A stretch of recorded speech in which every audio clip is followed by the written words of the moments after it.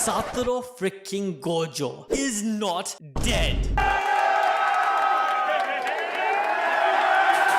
Alright, calm down, hear me out. When questioned about his death, Nanami explained to Gojo on how there are curses that can help a person live, which is like a burden left upon the shoulder of those alive, giving them no choice but to continue, just like how Nanami did with Yuji in chapter 120. Likewise, Jujutsu also works in the same way, giving the sorcerers no choice but to fight on. Nanami then proceeds to give an analogy on the direction one can take after their death. He brings up Mei's recommendation on where to migrate. If you want to become a new version of yourself, go north. If you want to return to your old self, go south. Nanami, after he died, went south without hesitation, as even in the end, a pessimist like him still betted everything on the future. This meant leaving the world behind and relying on the next generation to handle their own problems. It also meant that as a person, he can return to a time where he was happy, back to his prime and with his friends in the next life. However, as Jujutsu Kaisen has pointed out multiple times, that Gojo is the polar opposite of Nanami, which is why he believes that Gojo outlived him. My man Haibara even makes a foul joke that Gojo outlasted Nanami just by a margin.